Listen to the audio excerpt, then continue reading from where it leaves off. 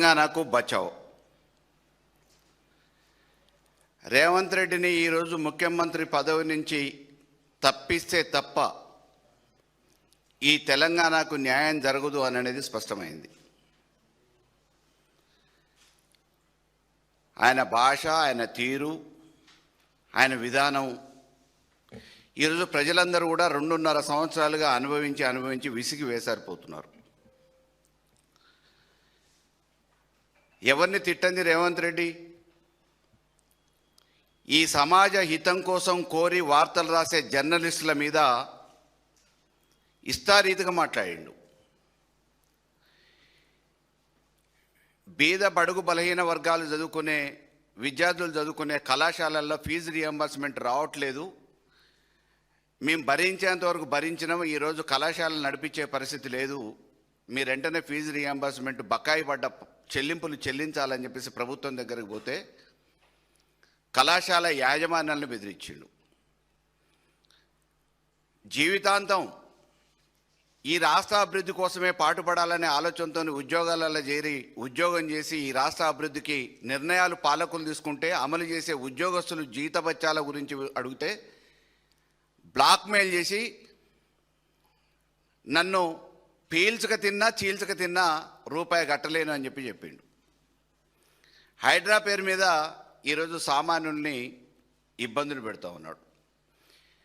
ఆఖరికి ఈ తెలంగాణ రైతాంగం ఇబ్బంది పడబోతూ ఉంది. రైతాంగానికి ముందు చూపుగా నీళ్ళు ఇవ్వాలి, హైదరాబాద్ నగరవాసులకి నీళ్ళని మనం ముందస్తుగా సమకూర్చుకోవాలి, డ్యాములు నింపుకోవాలి, వృధాగా పోతున్నాయి సముద్రంలోకి నీళ్లు. మీకు అవగాహన, అనుభవం రెండూ లేదు, తెలంగాణ ప్రజానికం మీద శ్రద్ధ అంతకంటే లేదు. కాబట్టి మీరు ఇప్పుడన్నా కళ్ళు తెరవండి అని చెప్పేసి కన్నెపల్లి పంప్ హౌస్ దగ్గరికి మా కేటీ రామారావు గారు పోతే అడుగడుగున అడ్డంకులు, అవరోధాలు సృష్టించారు. వాటన్నిటిని అధిగమించిపోగలిగినాం. చెప్పినాం ప్రభుత్వానికి కనువిప్పు కలుగుతుందేమని. ఆఖరికి నీకు చేత కావట్లేదు అనంటే అనుభవజ్ఞుడైన ఆ కాళేశ్వరం ప్రాజెక్టుని కట్టినప్పుడు అన్ని రకాల అవగాహన ఉన్న మా మాజీ మంత్రి హరీష్ రావు గారు, నేను బాధ్యత తీసుకుంటా, నీళ్ళు ఇస్తా, అవసరమైతే నాకు జీతభత్యాలు అవసరం లేదు, నాకు ఒప్పజెప్పమని అన్నాడు. ఒప్పజెప్పడానికి చేతగాలే. ఆఖరికి సమాజం కోసం బీఆర్ఎస్ అడుగుతూ ఉంది, మరి ప్రత్యామ్నాయం ఏంది అని చెప్పి జర్నలిస్టులు అడిగితే రక్తం జల్లురి పంటలు అవే వండుతాయి అని చెప్తా ఉన్నాడు. దుర్మార్గపు మాటలు. ఒక టెర్రరిస్ట్ కూడా ఇట్లా మాట్లాడేమో. ఒక ఉగ్రవాది కంటే, ఒక తీవ్రవాది కంటే ఘోరంగా మాట్లాడుతున్న బ్లాక్ మెయిలర్ రేవంత్ రెడ్డిని ఈ రాష్ట్రంలో ముఖ్యమంత్రి పదవి నుంచి తొలగించినప్పుడే ఈ రాష్ట్రం బాగుపడుతుందని చెప్పేసి ప్రజానికాన్ని విజ్ఞప్తి చేస్తూ ఉన్నా. ఈరోజు నీళ్ళు అడిగిన హరీష్ రావు గారి మీద భజన పరులు రేవంత్ రెడ్డి మెప్పు పొందడానికి భజన పరులతో కొంతమందితో ప్రెస్ మీట్లు పెట్టిస్తున్నాడు. ఏమన్నాడండి హరీష్ రావు గారు? ఈ రాష్ట్ర ప్రయోజనాల కోసం, రైతు సంక్షేమం కోసం నీళ్ళీరా బాబు, నీకు అవగాహన లేదు, మాకన్నా ఒప్పజెప్పు అనంటే చేతగాక వ్యక్తిగత విమర్శలకు దిగజారుతూ ఉన్నారు. ఆ బీర్ల ఐలయ్య రాక ఒకసారి అవకాశం వచ్చింది, తప్పనిసరి పరిస్థితులలో విప్పు పదవితోని సరిపెడుతున్నారు. నీకేదో భజన చేసినంత మాత్రాన ఉన్నత పదవులు ఇస్తారనే నమ్మకం లేదు. బీసీలను వాడుకోవటం తప్ప ఆయన ఉపయోగపడడు అని అనేది 42% డిక్లరేషన్ కామారెడ్డిలో చెప్పి చేతులు దులుపుకున్నప్పుడే అర్థమైంది. ఇవాళ ఆయన మెప్పు పొందటానికి, ఉనికిని కాపాడుకోవటానికి హరీష్ రావు గారు లాంటి వ్యక్తి మీద నువ్వు విమర్శలు చేస్తా ఉన్నావు. ఐలయ్య గారు, ఒక్కసారి ఆలోచించు. నీ స్థాయి ఏంది, నువ్వేంది? ఆయనకి ప్రజా జీవితంలో ఇంతవరకు ఓటమి తెలియదు. ఏ పని చేసినా ఈ రాష్ట్ర ప్రజలకి ఉపయోగకరంగా ఉండేటట్టు అనుభవంతో చేసిన మహానుభావుడు. నువ్వు ఇవాళ ఎవరి కోసం అయితే భజన చేస్తున్నావో రేవంత్ రెడ్డి కోసం, ఆ రేవంత్ రెడ్డి హరీష్ రావు గారి శిష్యుడు. నీకు ఫోటోలు ఈ మధ్యకాలంలో వచ్చినాయి, మళ్ళీ కావాలంటే నీ ఇంటికి పంపిస్తా, పోస్టులు కానీ లేకపోతే వీడియోలలో వాట్సాప్లలో కానీ. హరీష్ రావు గారు ఉపన్యాసం ఇస్తుంటే వెనక నక్కి ఫోటోల కోసం తలకాయ చూపించిన రేవంత్ రెడ్డి ఇవాళ అదృష్టవశాత్తు మాయమాటలు చెప్పి ముఖ్యమంత్రి కావచ్చు. ఆయన మెప్పు పొందడానికి నువ్వు భజన చేస్తే మంచిది కాదు. అదే రకంగా ఆయన విజయం సాధిస్తే హరీష్ రావు గారు విజయం సాధించినప్పుడు జీపు ముందు వాహనం ముందు నాట్యాలు చేసిన రేవంత్ రెడ్డి ఇవాళ అదృష్టం వరించి ముఖ్యమంత్రి అయినంత మాత్రాన కన్ను మిన్ను తెలియకుండా మాట్లాడిస్తే ఆయన మాట్లాడితే నువ్వు ఆయనతో సరిసమానం అనుకుంటే నువ్వు చెప్పే బాస్ ఎవరైతే ఉన్నాడో నువ్వు ఎవరి కోసం అయితే భజన చేస్తున్నావో ఆ భజన చేసే రేవంత్ రెడ్డే మా నాయకుడు హరీష్ రావు గారి శిష్యుడు. నీకు చేతనైతే సమాధానం చెప్పు. వ్యక్తిగత దూషణలకు ఎందుకు, వ్యక్తిగత విమర్శలకు ఎందుకు? నీ నాయకుడు చరిత్ర ఏంది? బ్లాక్ మెయిలరు, నేర చరిత్ర ఉన్నోడు, ఎలక్షన్ అఫిడవిట్ల 99 కేసులు పెడితే అన్ని నేర చరిత్రే, ఇంకా మిగిలినవి చాలా ఉన్నాయి. ఇవాళ ముఖ్యమంత్రి స్థాయికి ఎట్లొచ్చిండు? ఆర్టీఐలు పెట్టుకొని బ్లాక్మెయిల్ చేసి అధికారాన్ని అడ్డం పెట్టుకొని పదవులను అడ్డం పెట్టుకొని అక్రమంగా సంపాదించిన పైసలతోనే అధికారంలోకి వచ్చి ఈరోజు తెలంగాణ రాష్ట్ర సాధకుడు కేసీఆర్ గారి మీద ఇష్టారీతిగా మాట్లాడుతున్నావు.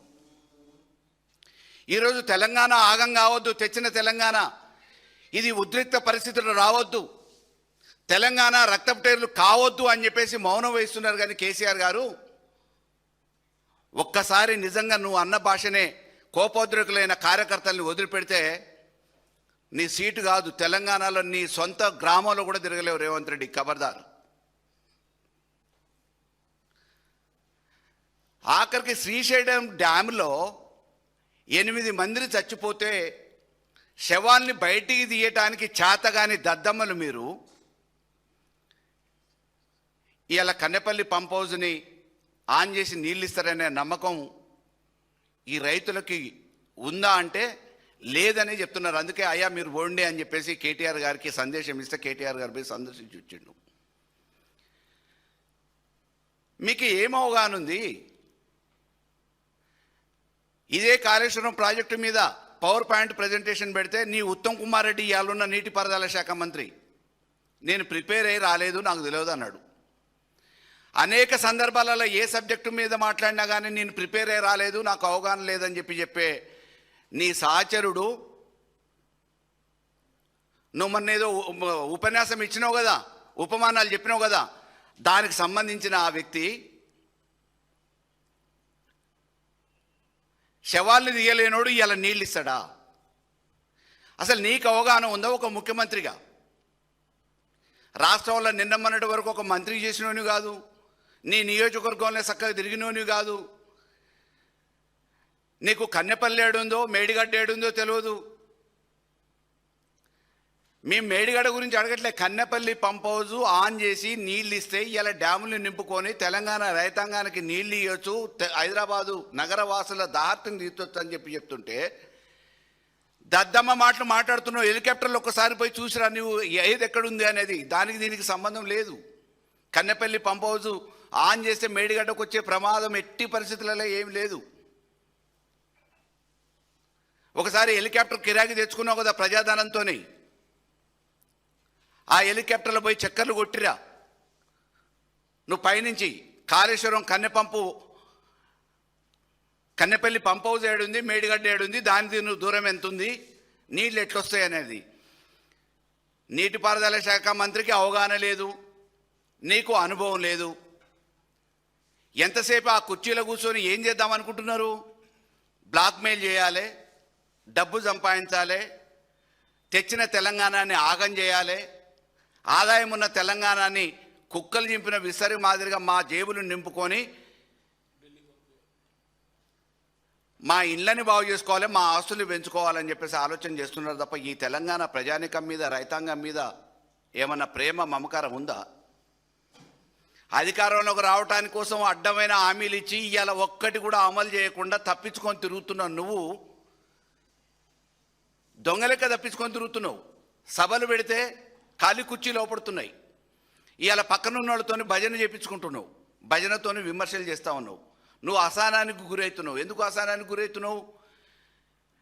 నీ వాస్తవ రూపం ఏందో మొన్న మా కేటీఆర్ గారు చూపించారు. 78 సీట్లకు పరిమితం అవుతారని చెప్పేసి 78 సీట్లు మాకొస్తున్నాయి, మీరు కేవలం నామమాత్రంగా పరిమితం అవుతున్నారు. ఇప్పటికిప్పుడు ఎన్నికలు జరిగినా కాంగ్రెస్ ఖతమైపోతుంది అని చెప్పి చెప్తే అది జీర్ణించుకోలేక ఈరోజు వివిధ రకాల భాష మాట్లాడుతున్నావు. నేను కాంగ్రెస్కి ఒకటే మాట చెప్తున్నా, మీరు దేశానికి స్వాతంత్రం సంపాదించినాం, గాంధీ మహాత్ములం, గాంధీ వారసులం అని చెప్పి చెప్పుకుంటారు కదా. మరి గాంధీ వారసులు అయితే మాట్లాడే భాష ఏంది? ఒక ముఖ్యమంత్రి సీటుకు కూడా కలంకం వచ్చే విధంగా ఒక తీవ్రవాది కంటే, ఉగ్రవాది కంటే, నర హంతకుడు కంటే ఘోరంగా మాట్లాడిన ఈ భాష మీద కాంగ్రెస్ ఎందుకు చర్యలు తీసుకోదు? రేవంత్ రెడ్డిని ఆ ముఖ్యమంత్రి సీటు నుంచి తొలగించాలి. రేవంత్ రెడ్డి ఈడ రాష్ట్ర ప్రజల్ని ఏ రకంగానైతే బ్లాక్మెయిల్ చేసిండో, ఢిల్లీ అధిష్టానాన్ని కూడా బ్లాక్మెయిల్ చేసి ఆ సీటులో కొనసాగుతున్నాడేమో. ఆ బ్లాక్మెయిల్లకు భయపడి ఇవాళ రాహుల్ గాంధీ గారు ఢిల్లీ అధిష్టానం నిర్ణయం తీసుకోవట్లేదేమో. కానీ తెలంగాణ ప్రజల ఆగ్రహానికి గురిగాక తప్పదు. మేము హెచ్చరిస్తూ ఉన్నాం. ఇవాళ తెలంగాణ గురించి మాట్లాడే హక్కు మాకుంది. నువ్వు తెలంగాణని ఉన్న ధనాన్ని, సంపదని ఏ రకంగా దోచుకోవాలనే ఒక ఆలోచనలో ఉన్నావు. దానికోసమే హెచ్సియు భూములు తాకట్టు పెట్టినావు, బ్యాంకు లైజనింగ్ చేసినందుకు కమిషన్ ఇచ్చినావు. దోచుకుపోదామంటే మా కృష్ణార్జున్ లాంటి కేటీఆర్, హరీష్ రావు ఎమ్మడి పడితే నీ భాగవతం బయటపడ్డది.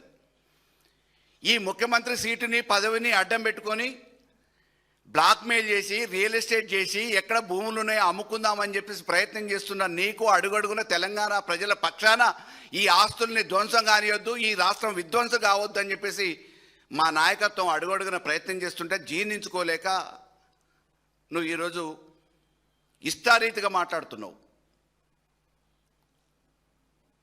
నీ స్థాయిని నువ్వు మర్చిపోయి మాట్లాడుతున్నావు. నీకు దమ్ము లేకపోతే, చేత కాకపోతే మా నాయకత్వాన్ని వాడుకో. హరీష్ రావు గారు అనుభవజ్ఞులు. నీ మాదిరిగా అంగు ఆర్భాటాలు, జీతభత్యాలు, హెలికాప్టర్లు కావాలని అడగట్లే. ఈ తెలంగాణ రైతుల ప్రయోజనమే నాకు ముఖ్యం, రైతాంగ ప్రయోజనమే నాకు ముఖ్యం. అవసరమైతే నువ్వు అంటున్నావు కదా రక్తం చల్లితే పంటలు పండుతాయని. మా నాయకత్వం అంతా కూడా రక్తం ఇయ్యటానికి సిద్ధమే. హరీష్ రావు గారు చెప్పారు, నిన్న మా నాయకులు కొంతమంది ఆల్రెడీ పాకెట్లు పట్టుకొని నీకు ఇద్దామని వచ్చిర్రు. చేతనైతే నువ్వు రక్తంతో బండి, ఇంకెంత నీకు రక్తం కావాలంటే ఇవ్వటానికి మా నాయకత్వం సిద్ధంగా ఉంది, తెలంగాణ వాదులు సిద్ధంగా ఉన్నారు. నీళ్లు కాకుండా ప్రత్యామ్నాయంగా రక్తంతో పంటలు పండించే సిద్ధాంతాన్ని నువ్వు ఏడు నుంచి దిగుమతి చేసుకున్నావు చెప్పు. రైతులందరూ అదే పని చేస్తారు. ఇవాళ రైతుల్ని విమర్శించుకుంటా మమ్మల్ని తిట్టడానికి, రైతులకు పంటలు అవే పండుతాయి పో, రక్తంతో పండుతాయి అని చెప్పేసి విలేకరులకి నువ్వు అసలు కనీసం జవాబుదారు లేకుండా చెప్తున్నావు అనంటే, నిన్ను నడి బజారున నిలబెట్టి ఉరి తీసినా కానీ పాపం లేదు. హిట్లర్ అంటున్నావు కదా, నిజంగా హిట్లర్నే మరిపిస్తున్నావు. హిట్లర్ని మరిపించే విధంగానే ఈరోజు నీ పరిపాలన కొనసాగుతుంది. పొద్దున ఏం మాట్లాడతావో, సాయంత్రం ఏం మాట్లాడతావో, ఎప్పుడు ఏం మాట్లాడతావో తెలియని అయోమయ పరిస్థితులలో ఈ రాష్ట్రాన్ని ఆగం చేయొద్దు, రైతాంగాన్ని ఆగం చేయొద్దు, ప్రజల్ని ఆగం చేయొద్దు. ఇస్తా అన్న హామీలు ఇవ్వటానికి నీకు చేత కాదనేది ఆల్రెడీ నిర్ధారణ అయింది. ప్రజలు మొత్తుకుంటున్నారు. నీకు ఎట్లాగూ చేత కాదు. కనీసం చేసేటోళ్లతోని అనుభవాలన్న తీసుకో. అనుభవజ్ఞులైన శ్యామ్ ప్రసాద్ రెడ్డి గారు విశ్రాంత ఉద్యోగం అయ్యుండి ఈ తెలంగాణ పట్ల మమకారంతో, రైతాంగం పట్ల ప్రేమతోని నేను 5 పైసల బిల్లు అడగా మా సేవల్ని వాడుకోండి, కన్నెపల్లి పంప్ హౌస్ ఆన్ చేస్తే వచ్చే నష్టమేమి లేదు అని చెప్పిన తర్వాత కూడా నువ్వు జీర్ణించుకోలేకుండా చెల్లపల్లి జైల్లో వేసి అప్పుడే పోతుండే అని చెప్పేసి బెల్ట్ ట్రీట్మెంట్లని ఈ రకమైన భాష మాట్లాడటానికి నీకు సిగ్గు శరం ఉందో లేదో కానీ మాకు మా విజ్ఞానం అడ్డొస్తుంది.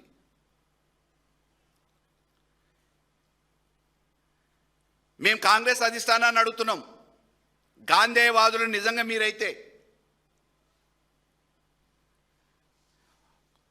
ఈ హత్యాకోరుడు తీవ్రవాది కంటే తీవ్రమైన తీవ్రవాది వెంటనే ఈ రాష్ట్ర ముఖ్యమంత్రిగా పదవి బాధ్యతల నుంచి వైదొలిగించాలి. ఢిల్లీ అధిష్టానం నిర్ణయం తీసుకోవాలి. మీ దాంట్లో చేతనైన వాళ్ళు, ప్రజలు మీకు అధికారం ఒప్పజెప్పారు 5 సంవత్సరాలకి, ఓకే మీ దాంట్లో సమర్థులను ఎవరు పెట్టుకుంటారో పెట్టుకోండి, మాకు వ్యక్తులతో సంబంధం లేదు. కానీ తెలంగాణని ఆగం చేస్తూ, బ్లాక్మెయిల్ చేస్తూ, పొద్దున లేస్తే సంపాదన కోసం వెంపర్లాడుతూ ప్రతిపక్షాలని వ్యక్తిగతంగా తిట్టాలనే ఏకైక లక్ష్యంతోనే ఈరోజు రాష్ట్ర ప్రజల ప్రయోజనాల్ని తాకట్టు పెట్టడానికి అడుగడుగున ప్రయత్నం చేస్తున్న రేవంత్ రెడ్డి ఒక్క నిమిషం కూడా ఆ ముఖ్యమంత్రి పదవిలో కొనసాగే నైతిక హక్కు లేదు అని చెప్పేసి నేను మీ అందరి సాక్షిగా చెప్తున్నా. భజన పర్లతో భజన చేయించుకుంటే ఆకాశం మీద ఉమ్మేస్తే మీ ముఖాన్నే పడుతుంది. హరీష్ రావు గారి త్యాగం ఏందో ఈ రాష్ట్ర ప్రజానీకానికి తెలుసు. కేటీఆర్ గారికి ఎంత బాధ్యత ఉందో కన్నెపల్లి పంప్ హౌస్ ఆన్ చేయాలి, ఈ రాష్ట్ర ప్రజల ప్రయోజనం కోసం, రైతాంగం కోసం ఈ ప్రభుత్వం కళ్ళు తెరిపియాలనే ఉద్దేశంతో మీరు ఎన్నో అడ్డంకులు సృష్టించిన పంప్ హౌస్ కాడికి పోయి పరిశీలించి పత్రికా విలేకరుల సమావేశం పెట్టి మీకు ఇప్పుడన్నా మేలుకొస్తుందేమో. దున్నపోతు నిద్రపోతున్నారు. దున్నపోతు మీద నీళ్లు జల్లితే కాదు, శంఖం బట్టి ఊదినట్టు మీ చెవులలో శంఖం బట్టి ఊదాలని చెప్పేసి కన్నెపల్లి పంప్ హౌస్ నుంచి మా కేటీఆర్ గారు ప్రెస్ మీట్ పెట్టి చెప్పారు. అయినా మీకు ఉలుకు లేదు, పలుకు లేదు. ఇవాళ ఇయ్యటానికి చేతగాక ఉత్తమ్ కుమార్ రెడ్డి ఏమంటాడు, వచ్చే జూలై నాటికి మేడిగడ్డ బాగు చేస్తా అంటాడు. ఇన్ని రోజులు ఏం చేసినావు? ఈత చెట్లు ఆకులు బీకినవా? గాడిద పండ్లు దోవినవా? నీ కమిషన్లు మిల్లర్ల దగ్గర నుంచి వసూలు చేయడానికి టైం సరిపోలేదా? లిఫ్ట్ల పేరు మీద పైపులు దొంగతనం చేయడానికి టైం సరిపోలేదా? ఇవాళ రైతుల ప్రయోజనం కంటే ముఖ్యమా? ఎన్నడూ ఏ విషయం మీద కనీసం అవగాహన లేని ఉత్తమ్ కుమార్ రెడ్డి నీకు ఈ రాష్ట్రానికి నీటిపారుదల శాఖ మంత్రి, నేను ఎప్పుడు ప్రిపేర్ అయి రాలేదంటాడు. నీకు ఏ అనుభవం లేదు. కన్నెపల్లి పంప్ హౌస్ ఏడుందో తెలియదు, మేడిగడ్డ ఏడుందో తెలియదు, నీళ్ళు ఎట్లా వస్తాయో తెలియదు, ఏ పంప్ ఆన్ చేస్తే ఎట్లా వస్తాయో తెలియదు, ఎప్పుడు జాగ్రత్త పడాలో, ఎప్పుడు ఎక్కడ భద్రపరచుకోవాలో కనీస పరిజ్ఞానం లేని నువ్వు ఈ రాష్ట్రానికి ముఖ్యమంత్రివి. ఇది తెలంగాణ ప్రజలు చేసుకున్న పాపమో శాపమో తెలియట్లే. ఇప్పటికైనా వెనువెంటనే ప్రభుత్వం మేల్కొని కేసీఆర్కి బేషరతుగా క్షమాపణ చెప్పి న్యాయ వ్యవస్థ సుమోటోగా ఆయన మీద హత్యానేరం మోపి తీవ్రవాదుల మీద, తీవ్రవాది సంస్థల మీద ఏ రకమైన చర్యలు అయితే తీసుకుంటారో ఈ రాజ్యాంగం బతుకుంది అని చెప్పటానికి రేవంత్ మీద అటువంటి చర్యలు తీసుకొని ఢిల్లీ అధిష్టానం కూడా గాంధీ వాదనమని ఏ రకంగా చెప్పుకుంటారో గాంధీ సిద్ధాంతం తీవ్రవాదానికి వ్యతిరేకం అని చెప్పుకుంటారు కదా, మీరు వెంటనే రేవంత్ రెడ్డిని బర్తరఫ్ చేయాలి, తొలగించాలి. ఇటువంటి తీవ్రవాది మాదిరిగా అన్ని వర్గాలను బెదిరిస్తున్న ఇటువంటి వ్యక్తి ముఖ్యమంత్రిగా ఉంటే రాష్ట్రం కుక్కలు చింపిన విస్తరైతుంది.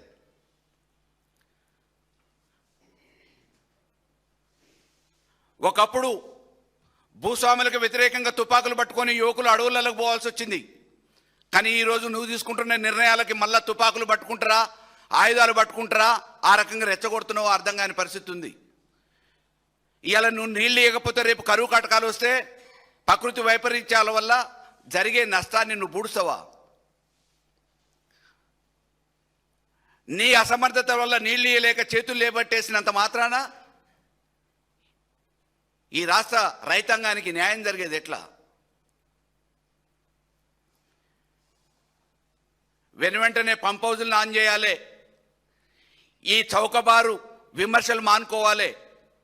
ఈ భజన పనులు అంటే రేవంత్ రెడ్డి మెప్పు కోసం ఇష్టారీతిగా మా నాయకుల మీద మాట్లాడే మాటల్ని నోరు అదుపులో పెట్టుకొని మాట్లాడాలని చెప్పేసి హెచ్చరిస్తున్నా. తెలంగాణ రైతాంగ ప్రయోజనాల కోసం వెనువెంటనే కన్నెపల్లి పంప్ హౌజ్ను ఆన్ చేయాలి. అవగాహన లేకపోతే అనుభవజ్ఞులైన ఇంజనీర్లను వాడుకుంటావా? అవసరమైతే మా హరీష్ రావు గారు రావటానికి సిద్ధంగా ఉన్నాడు. నీ లెక్క అధికారం కోసం కాదు మాట్లాడేది ఇవాళ. అందుకే మేము అంటున్నాం, రేవంత్ రెడ్డికి హటావో తెలంగాణ బచావో.